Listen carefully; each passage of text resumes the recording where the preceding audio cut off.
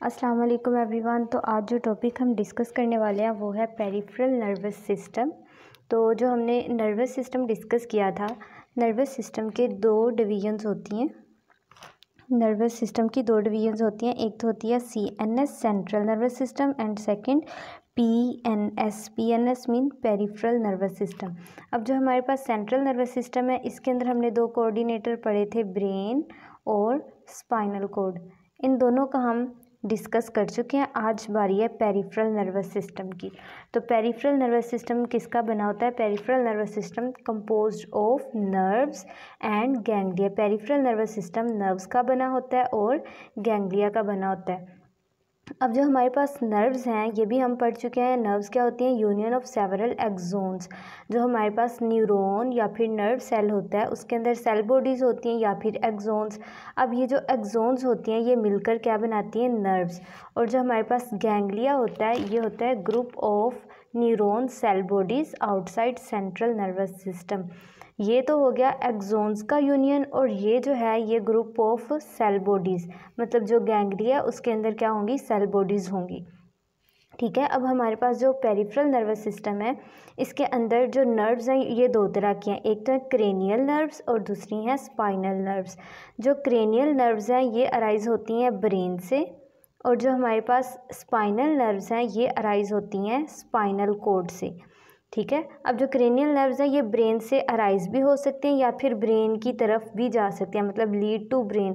Body के different part से ये जाएंगी ब्रेन की तरफ, या फिर ब्रेन से आएंगी बॉडी के डिफरेंट पार्ट्स की तरफ। ठीक है। इसी तरह जो हमारे पास स्पाइनल नर्व्स हैं, ये भी या तो स्पाइनल कॉर्ड से अराइज होंगी या फिर स्पाइनल कॉर्ड की तरफ जाएंगी। जो हमारे पास क्रेनियल नर्व्स हैं, इसके होते हैं 12 पेयर्स, और जो स्पाइनल नर्व्स हैं इनके होते हैं 31 पेयर्स। अब जो क्रेनियल नर्व्स हैं, इनके अंदर सारी नर्व्स होंगी सेंसरी हो सकती हैं, मोटर हो सकती हैं, या फिर मिक्स्ड हो सकती हैं। तीनों में से कोई भी हो सकती हैं। और जो हमारे पास स्पाइनल नर्व्स है, इसके अंदर सारी की सारी कौन सी नर्व्स होंगी? मिक्स्ड नर्व्स होंगी, मतलब उनके अंदर मोटर और सेंसरी न्यूरॉन दोनों के एक्सोन्स मौजूद होते हैं। दूसरा हमारे पास सेंट्रल जो क्रेनियल नर्व्स हैं और जो स्पाइनल नर्व्स हैं, ये मिलकर दो पाथवेज बनाती हैं, मेक टू पाथवेज। एक तो हमारे पास है सेंसरी पाथवे और दूसरा है मोटर पाथवे।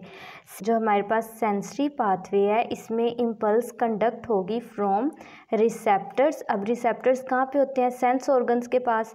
तो रिसेप्टर से सेंट्रल नर्वस सिस्टम जो मैसेज कंडक्ट होगा वो करवाना है सेंसरी पाथवे ने। दूसरा पाथवे हमारे पास है मोटर पाथवे। जो मोटर पाथवे है, ये कंडक्ट करवाएगा इम्पल्स को from central nervous system to effectors. अब ये जो इफेक्टर्स हैं, ये हमारे पास या ग्लैंड हो सकता है या फिर मसल्स हो सकते हैं।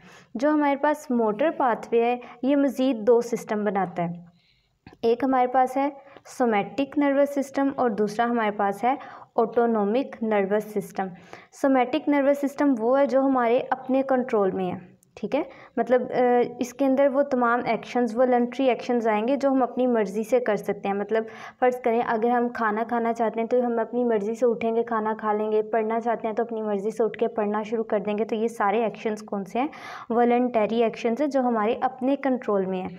It include motor neurons. इसके अंदर मोटर न्यूरॉन्स होंगी जो कंडक्ट करवाएंगी इम्पल्स को सेंट्रल नर्वस सिस्टम से स्केलेटल मसल्स की तरफ। दूसरा हमारे पास सिस्टम है ऑटोनोमिक नर्वस सिस्टम। ऑटोनोमिक नाम से ही जाहिर है जो ऑटोमेटिक है, मतलब खुद ब खुद हो जाएगा, स्पॉन्टेनियस रिएक्शंस होंगे इसके अंदर। ये रिस्पॉन्सिबल फॉर इनवॉलंटरी एक्टिविटीज़। वो तमाम एक्टिविटीज़ जो हमारे कंट्रोल में नहीं होती वो होती हैं इनवॉलंटरी एक्टिविटीज़, जैसे ब्लड प्रेशर है, ब्रीदिंग है, सांस लेने का अमल है, उसके बाद आँखों का झपकना, हमारे बॉडी के अंदर ब्लड का जो फ्लो है, ये सारे वो एक्शंस हैं जो हमारे कंट्रोल में नहीं है, बॉडी खुद परफॉर्म कर रही है। तो ये सारे एक्शंस होंगे इनवॉलंटरी, और ये कौन करवाएगा? Autonomic nervous system. It conduct impulse from central nervous system. इसमें भी इम्पल्स कहाँ से कंडक्ट होगी? सेंट्रल नर्वस सिस्टम से। और कहाँ तक जाएगी? To cardiac muscles, smooth muscles and glands. अब जो हमारे पास ऑटोनोमिक नर्वस सिस्टम है, ये भी दो तरह का है और दो मुख्तलिफ कंडीशंस को डील करेगा। एक है सिंपैथेटिक नर्वस सिस्टम और दूसरा है पैरासिम्पैथेटिक नर्वस सिस्टम। जो सिंपैथेटिक नर्वस सिस्टम है, ये तब एक्टिव होगा जब कोई इमरजेंसी सिचुएशन होगी, जैसे इमरजेंसी सिचुएशन जैसे बहुत ज़्यादा गुस्सा आ गया किसी को या फिर किसी से झगड़ा हो गया है, तो ये सारी जो कंडीशंस है उनके अंदर सिंपैथेटिक नर्वस सिस्टम एक्टिव होगा। इट डील्स इमरजेंसी सिचुएशन को डील करेगा। इसी को हम बोलते हैं फाइट और फ्लाइट रिस्पॉन्स।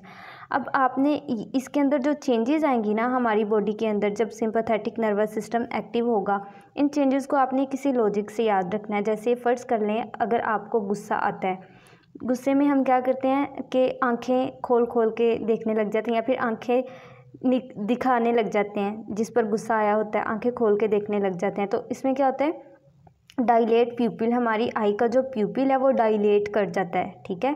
दूसरा क्या होगा, गुस्से में हमें क्या होता है, हार्ट बीट हमारी तेज़ हो जाती है, तेज़ी से सांस आना शुरू हो जाएगा, ब्रीदिंग का रेट क्या हो जाएगा, हाई हो जाएगा। और अक्सर बाज़ात ऐसे होता है हमें जब गुस्सा आया होता है या फिर इमरजेंसी सिचुएशन होती है, हम खाना पीना छोड़ देते हैं, हमारी डाइजेशन जो होती है वो इनहिबिट हो जाती है।